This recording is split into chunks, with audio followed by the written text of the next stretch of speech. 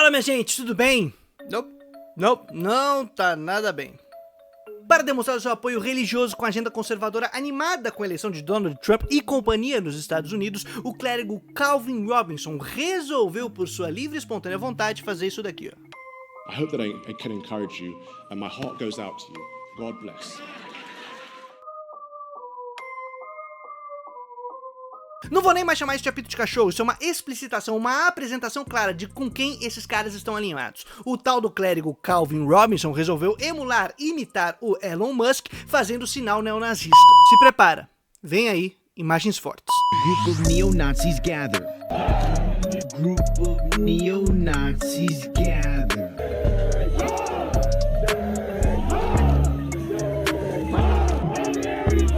Group of neo-Nazis gather.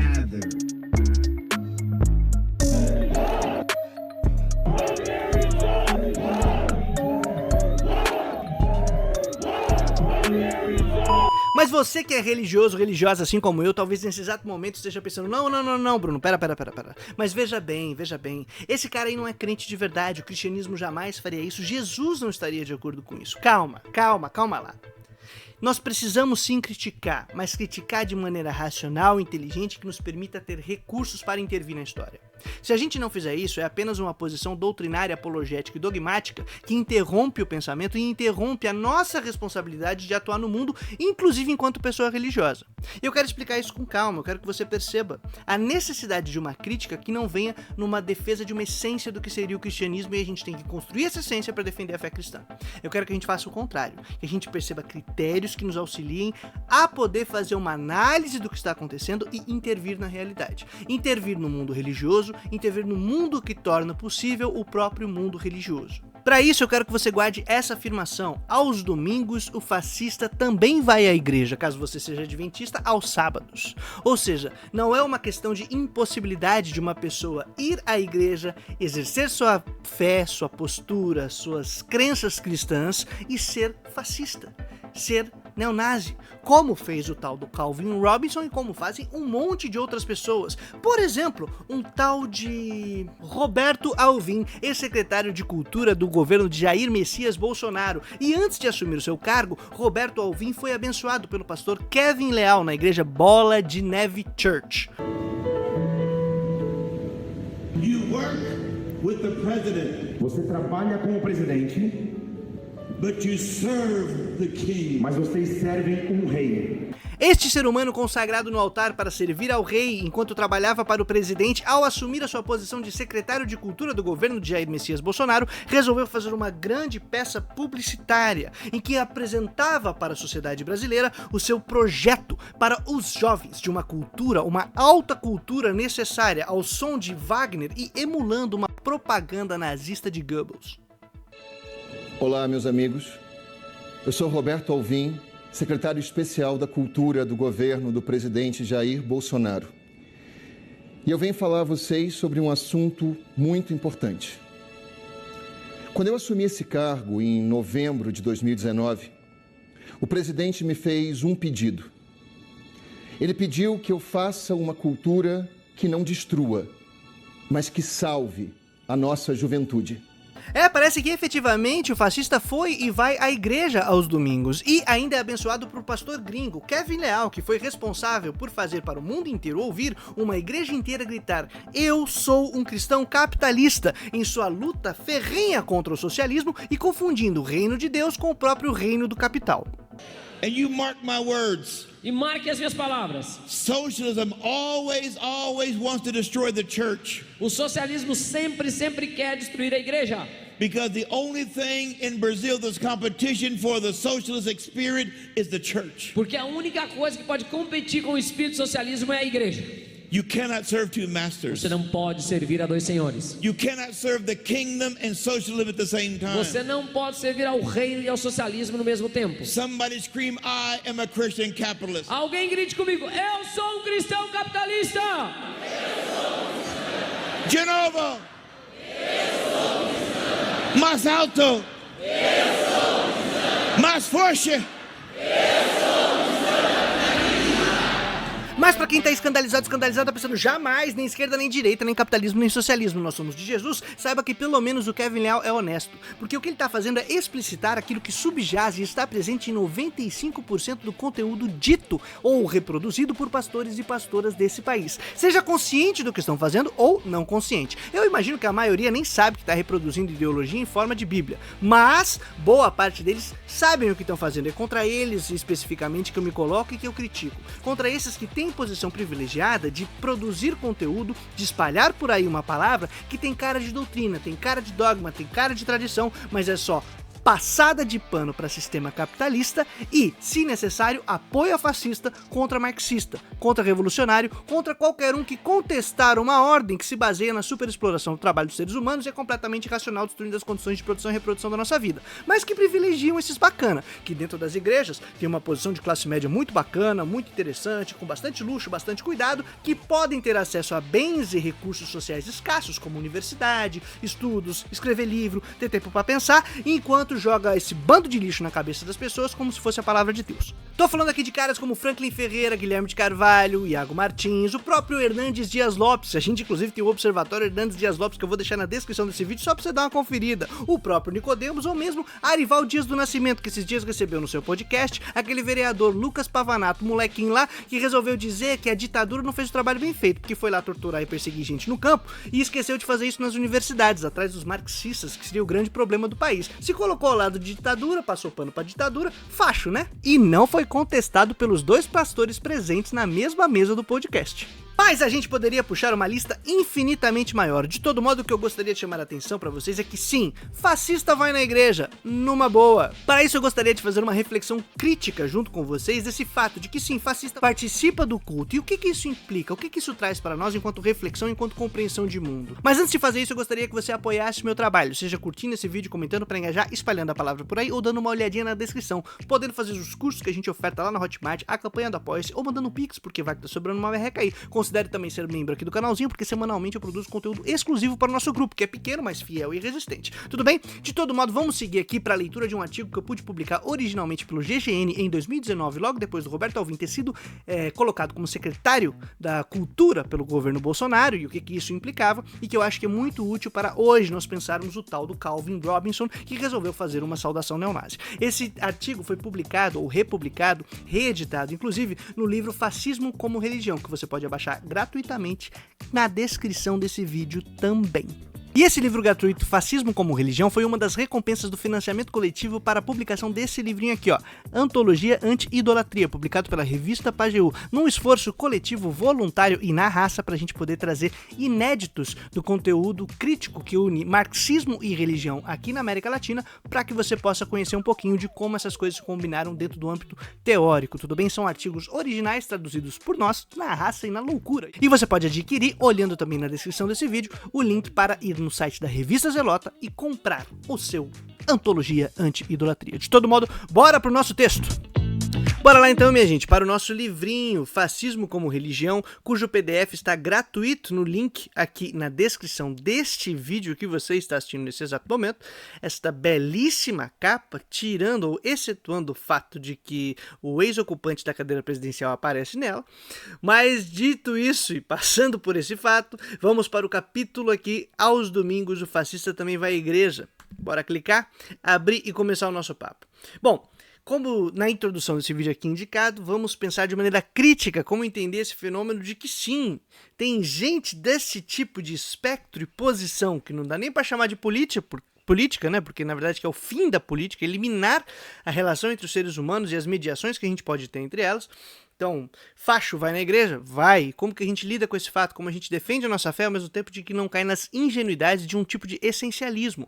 Ah, ser cristão não é isso, ser cristão é aquilo. Como a gente estabelece critérios para poder fazer a avaliação de maneira que não caia aí em posições muito ingênuas, tá bom? A gente tem que esforçar, Bora junto. Aos domingos o fascista também vai à igreja. Em seu vídeo escabroso que repaginava o discurso e a estética nazista para anunciar uma ação do Ministério da Cultura do governo de Bolsonaro em 2020, Roberto Alvim indicava logo no primeiro minuto que a profunda ligação com Deus, que aparentemente o povo brasileiro possui, seria um dos pilares para a criação de políticas públicas. Eu não coloquei esse trecho ali na hora de apresentar para vocês essa figura, caso vocês não a conhecessem, e relembrá-los, caso vocês tivessem esquecido disso, que é o Roberto Alvim. Mas no vídeo em que ele emula Goebbels, né, e faz essa referência a essa figura, né, nefasta, ele diz isso, né, que a profunda ligação com Deus, uma característica do povo brasileiro, seria um pilar da sua criação de política pública. Então, aqui não é pouca coisa falar sobre essa relação da religiosidade com uma política reacionária fascista. Não, isso é sério, isso é coisa séria. E ele está implicando isso para poder fazer passar o seu discurso. E óbvio que quando ele implica essa questão de se afirmar como alguém de fé, afirmar que os seus pilares estão na fé do cristianismo, qualquer crítica que ele sofresse, imediatamente alguém ia falar, olha, a perseguição religiosa, isso aí, hein? É porque ele queria fazer uma cultura com os valores cristãos. Então, veja o papel que a igreja acaba desempenhando nesses discursos de tentar alinhar a nossa doutrina com a organização do Estado, a gestão de política pública, essa parada toda. A gente sempre corre muitos riscos, então temos que tomar cuidado. Com isso, aí abre aspas para o Roberto Alvim, as virtudes da fé e da lealdade, do autossacrifício e da luta contra o mal seriam alcançadas ao território sagrado das obras e da arte. Então seria uma arte aí combativa contra o mal, de autossacrifício e que enaltecesse as virtudes da fé e da lealdade. Que será que Roberto Alvim estava dizendo e a quem será que ele estava exigindo tal lealdade, tal fé e combate contra qual mal? Mais religioso que esse discurso, só a bênção em inglês dada a Alvim pelo apóstolo estadunidense Kevin Leal, na igreja Bola de Neve Church, em São Paulo, mais ou menos um mês antes do cometimento do vídeo inspirado em uma peça nazi.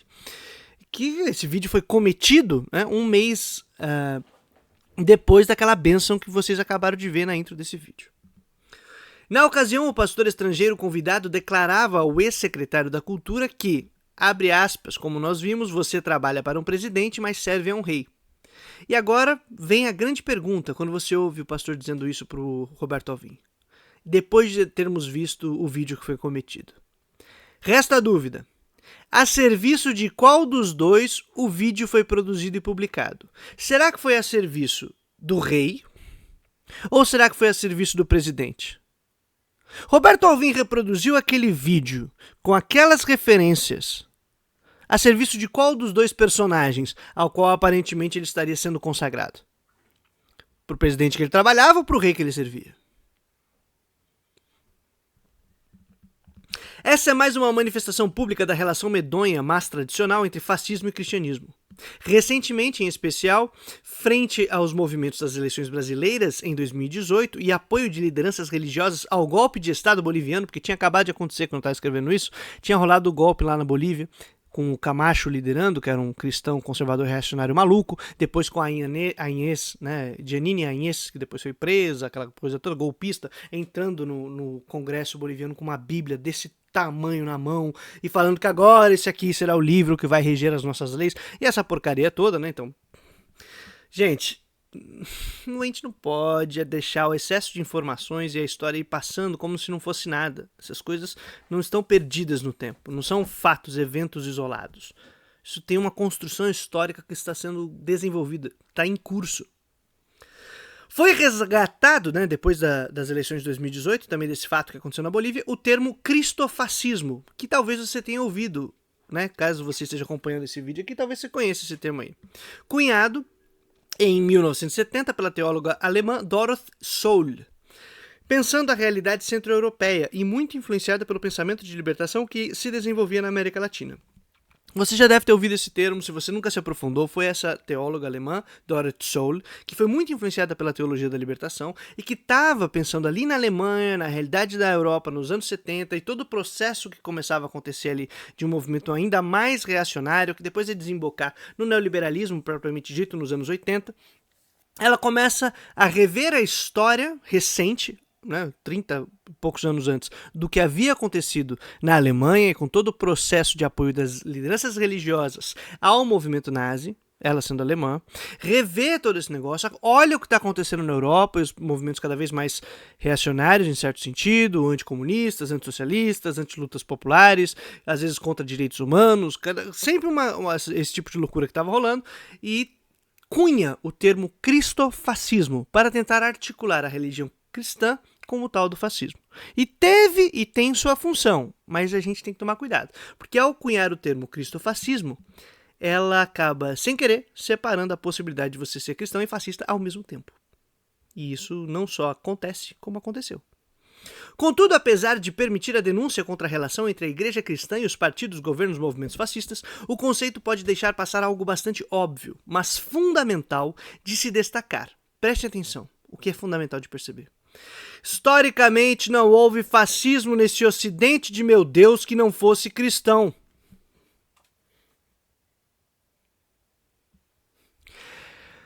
Historicamente, não houve fascismo nesse ocidente de meu Deus que não fosse cristão, que não se apresentasse como cristão, que não botasse a cruz na frente. Entendeu?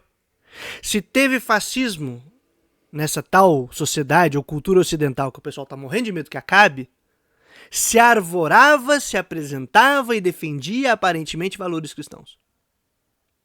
Então se apresentava como tal e era apoiado como tal. Isso não é uma invenção, isso é um fato. Isso aconteceu na história e acontece. Na capa impactante do filme Amém, que eu recomendo muito que vocês assistam, tá? O filme Amém, do Costa Gravas.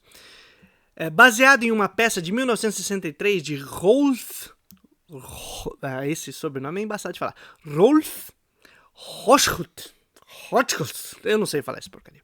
Vemos destacada em vermelho uma cruz cujas pontas se transformam em uma suástica.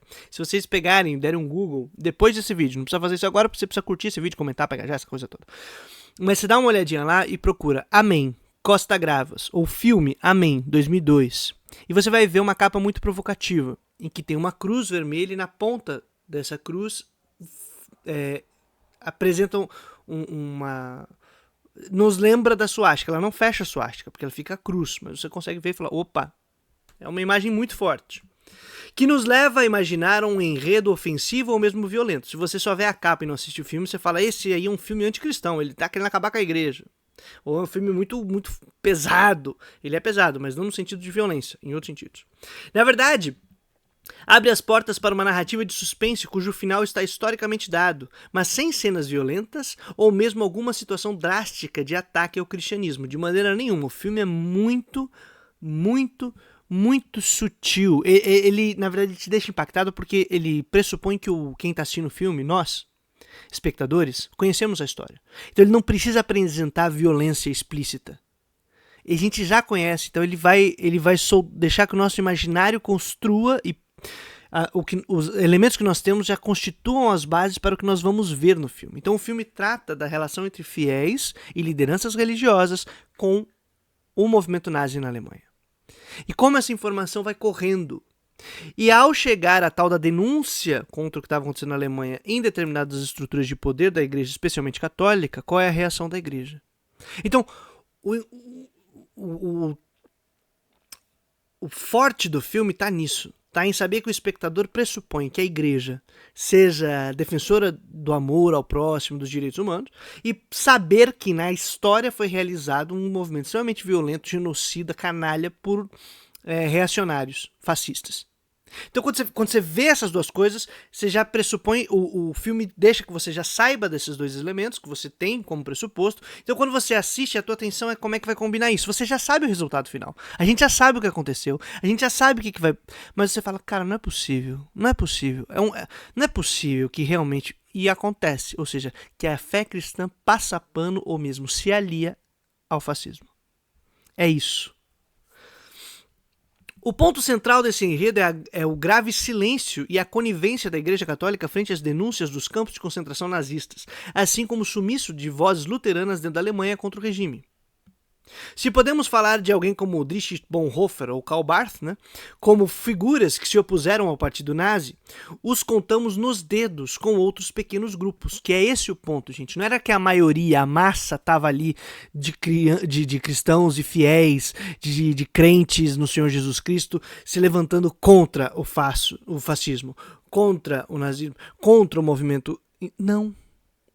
Eles iam na igreja, e eles apoiavam o que estava rolando. Eles seguiam o fluxo. Eram grupos pequenos que enfrentavam isso. Então a história desta igreja, ou desses movimentos que eram de cristãos, institucionalmente, também na sua religiosidade ali diária e popular, reforçou, adequou, acompanhou, passou pano, seguiu o fluxo desse movimento. Então o cristianismo foi construído nesse período e nesse território dessa maneira. Não se pode negar isso. As igrejas, em sua maioria, ou se calaram ou se engajaram com o movimento. De um lado ou de outro, foram parceiras agraciadas com privilégios e as regalias que Hitler, junto de sua equipe, concediam para a cultura religiosa e para a sã doutrina dos fiéis. Como mostra José Carlos Mariátegui. Mariátegui, em seus artigos, se você não conhece, um filósofo intelectual, cientista social peruano maravilhoso. Em seus artigos sobre fascismo italiano, reunidos e publicados em português sob o título As Origens do Fascismo, pela editora Alameda. Talvez eu tenha aqui em algum lugar, mas acho que eu não vou pegar não. Mas é interessante, que é uma coletânea de artigos do Mariátegui que foram publicados dele analisando o que estava acontecendo na Itália nos anos 20 e 30, porque ele estava lá. E quando a gente pega esses artigos, tem um artigo muito curioso, né? A gente vê que Mussolini cedeu à Igreja Católica Italiana, leia-se também Vaticano, monopólio sobre a educação, tendo em troca seu apoio. Então ofertou ali, vocês podem fazer os nossos planos de reforma educacional, de acordo com as preferências e as doutrinas da Igreja Católica Cristã, e nisso a gente pede só aquele apoiozinho bala. E isso rolou. O ministro da Cultura e de Educação da Itália, Giovanni Gentili, que tem, meus amigos, um históricozinho de textos que meu pai amado. Foi o responsável pela reformulação escolar e pelas novas orientações e programas de arte no país, com o intuito de elevar a nação, resgatar o espírito italiano. Talvez algo que o Roberto Alvim tinha em mente, não? Católico, conservador e filósofo de formação, Gentili trazia em artigos, discursos e justificativas para suas reformas interpretações de textos bíblicos que justificavam e legitimavam o uso de armas, a guerra, o sacrifício pela pátria. Aquele negócio, né, de lealdade, fidelidade, autossacrifício, né, e luta contra o mal. Alguém disse isso. Qualquer semelhança, como sabemos, deve ser mera coincidência.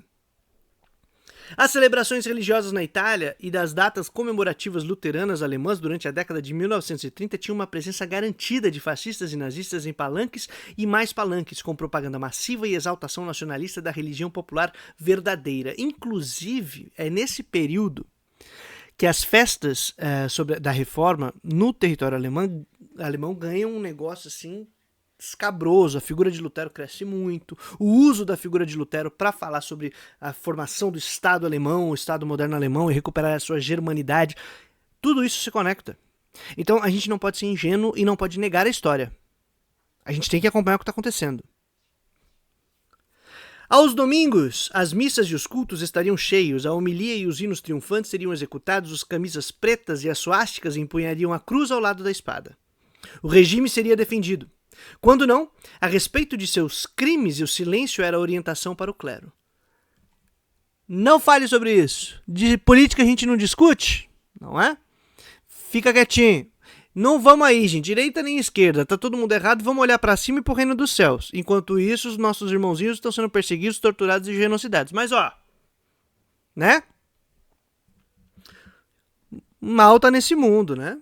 A gente, postura cínica pra caramba.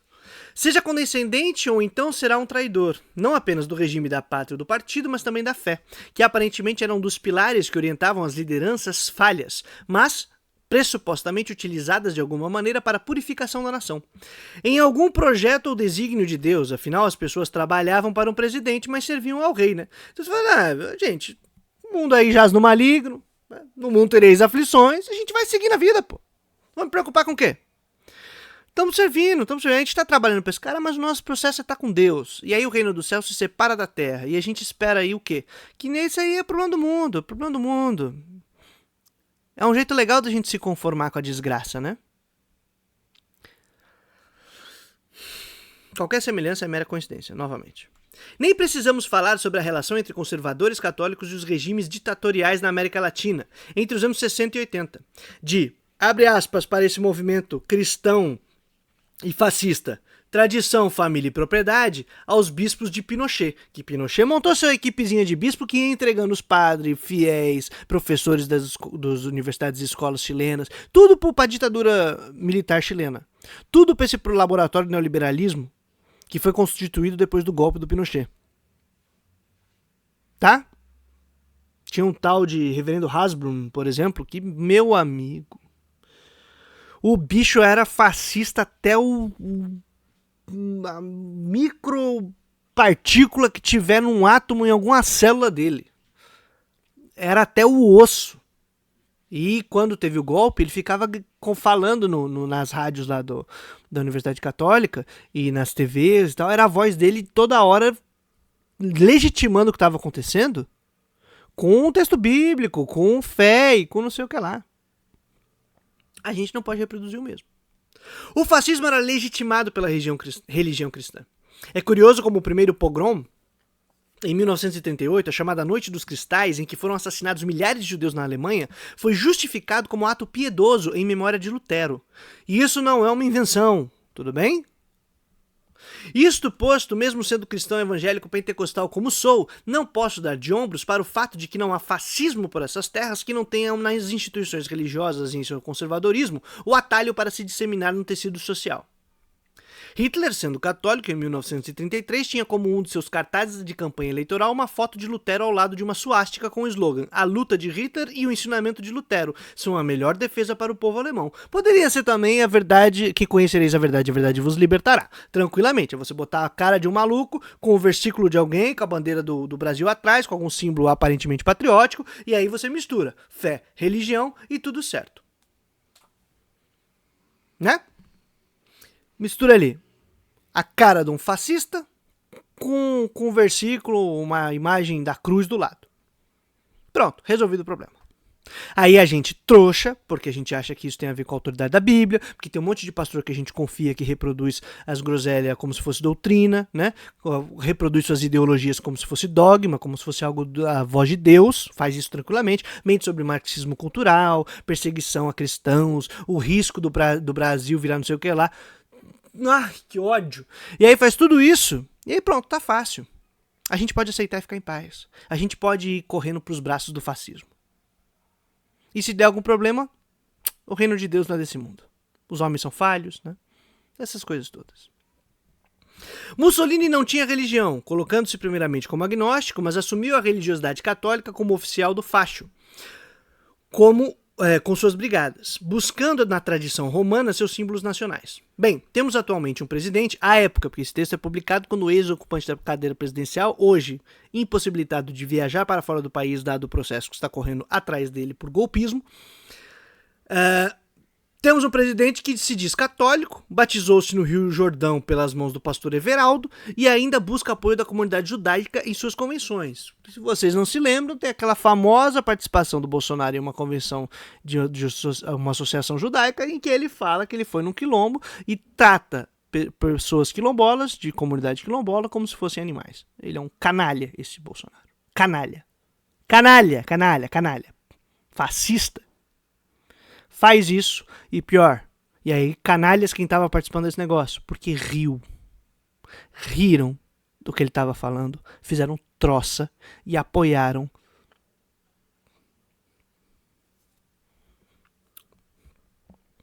esse humano. Deus acima de todos vem bem a calhar para legitimar as ações catastróficas de ministros despreparados e uma agenda político-econômica genocida, dado que era pandemia já, tá, minha gente? Ia começar a pandemia, ia começar um monte de maluquice, e adivinha o que tinha lá? O saco de cocô. Fazendo, isso é muito mimimi, vocês não estão conseguindo respirar, ha. Canalha.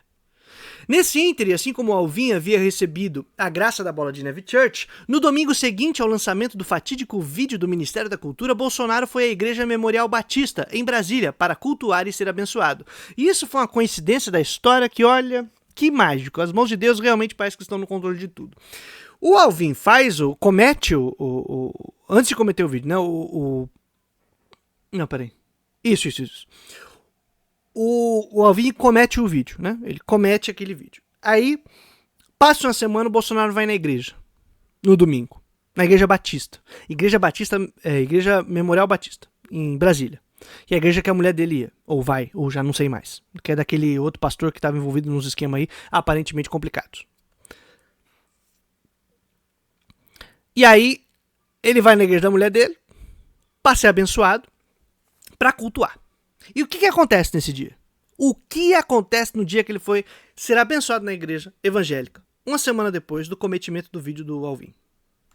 Na oração especial, o pastor pediu em forma de prece que o presidente, abre aspas para o pastor, saiba o momento do silêncio, a hora de calar. É aquele momento em que já estava tão complicado que até o pastor que apoiava o cara fala, por favor, saiba a hora de ficar quieto, meu amigo. Saiba a hora de parar de ser fascista. Mas o fascista não consegue parar de ser fascista, porque ele é fascista, então ele vai continuar ali sendo fascista. Se não adianta você falar, para de falar, ele vai continuar falando groselha, vai continuar cometendo atrocidades, vai continuar fazendo o que ele sabe fazer. Resta saber para qual senhor este clamor dominical por sabedoria foi dirigido. E aí, lembre-se, que se eu servia ao rei, mas trabalhava pro presidente, e na hora que ele fez o vídeo, eu não sei se ele tava fazendo pro rei ou pro presidente, agora quando o nosso querido tá pedindo pra saber a hora de falar, o pastor tá falando com quem? Tá falando com Cristo ou com fácio? Tá falando com Jesus ou com fascismo? Pra ver se faz o Bolsonaro parar de falar. Porque eu fiquei em dúvida a quem que tava com quem que o outro pastor tava conversando quando tava fazendo a bênção. Então agora também me deu uma leve dúvida. Vai saber. No caso, os seguidores do primeiro não necessariamente aceitam o segundo. Então presta atenção, os seguidores de Jesus não necessariamente são fascistas, graças a Deus. Graças a Deus nós não somos necessariamente fascistas. Obrigado, Jesus, porque existem outras opções e outras maneiras de viver nesse mundo. Graças ao Senhor, graças à sua missão, graças ao Evangelho, graças às possibilidades que nós temos de sermos inspirados pelo Espírito. Contudo, porém, entretanto, todavia, os que compõem o segundo grupo sempre vestiram a roupa de ir à igreja. O pessoal do fascismo sempre veste a roupa do culto no domingo. Sempre tem a roupa de ir pro culto. Você que é crente, você sabe, tem a roupa do culto. Tem que ir bem arrumadinho, tem que ir ajeitado. Se você era da Bleia, tem os usos e costumes, ou da Deus e Amor, ou mesmo de Adventista, que você tem que ir de vestir. Não pode ir de camiseta de time de futebol, não vai de chinelo, né? Não vai tem um jeito pra você se vestir, tem uma conduta. Se você é de igreja mais modernosa, também. Igreja de classe média alta, que tem que usar bege, tem que usar roupa clara, ou tem que usar roupa de uma marca XYZ, para poder parecer ali descolado, essa coisa toda. Tem uma conduta ali, tem a roupa de ir para a igreja, tem que ir arrumadinho. Se não necessariamente o cristão é fascista, o fascista sempre veste a roupinha de ir para a igreja para estar junto com o cristão. E constrói, desta maneira, a própria história do cristianismo. Porque o cristianismo não é aquilo que nós desejamos que ele seja. É aquilo que nós fizermos dele, com ele, e enquanto parte dele. A história do cristianismo quem faz somos nós. Ela não está escrita para o futuro. Aquilo que foi feito é para ensinar a gente o que nós faremos hoje. Então hoje a responsabilidade de decidir o que é ou não ser cristão está em nossas mãos, de quem está vivo e vai realizar a história. Não é uma essência no além que se encarna. Isso não é cristianismo. Crer que Deus se encarnou, se fez homem, habitou entre nós, é completamente diferente de imaginar de que a construção da história da igreja cristã seja a reprodução dessa encarnação. Essa está sob nossa responsabilidade. A gente faz. A gente constrói. A responsabilidade é dos seguidores de Jesus de fazer aquilo que ele gostaria. Do contrário, seremos lembrados por aquilo que nós fizemos. Então, se a igreja cristã hoje está cheia de problemas e as pessoas olham com medo, preconceito, se a gente tem hoje que enfrentar uma série de barreiras, é exatamente porque a história que nós construímos é uma história de perseguição, de violência, de tortura, de apagamento de outras culturas, de incapacidade de trocar ideia, de aliar a fé popular com o poder institucional de algum império, de alguma força aí que chega na bala, chega na arma. E biblicamente justificado. A gente vai fazer a mesma coisa? Como que a gente vai lidar com esse problema? E muitas vezes ocuparam cargos eclesiásticos, inclusive. Fascista também faz isso. ele também põe a roupa de ir pra igreja, e quando chega lá, é o pastor, é o padre, é aquele que falaria, aparentemente, sob a voz ou com a voz de Deus. Minha gente, muita coisa pra gente criticar, pra gente avaliar e não cair em certos essencialismos. A responsabilidade de construção da história é nossa. O cristianismo será aquilo que nós fizermos dele. Porque é uma instituição, é uma organização de seres humanos que sim, seguem uma tradição, seguem uma fé, seguem um evangelho, mas como a gente vai se organizar e o que faremos somos nós. Não está escrito no além, não ficou escrito no passado, nem no porvir. É o que estamos fazendo hoje, assumir a responsabilidade que está em nossa mão. Porque se a gente não faz isso, alguém está fazendo, alguém está escrevendo essa história. Então tem que denunciar, tem que participar, tem que criticar, tem que apontar outros rumos, tem que saber manejar a questão da política, da religião e da fé. Tem que saber como que a gente lida com essas questões, como que a gente lida com esses campos da nossa vida, como a gente articula eles. Isso é muito importante. E se você gosta desse tipo de conteúdo, desse tipo de debate, quer discutir mais, extensionar mais esse tipo de parada, não esqueça de curtir esse vídeo, comentar para já espalhar a palavra por aí, dar uma apoiadinha aqui no trabalho e seguiremos, cara, nesse canal aqui, trazendo a boa nova todo dia útil. Deus queira, até a vitória final.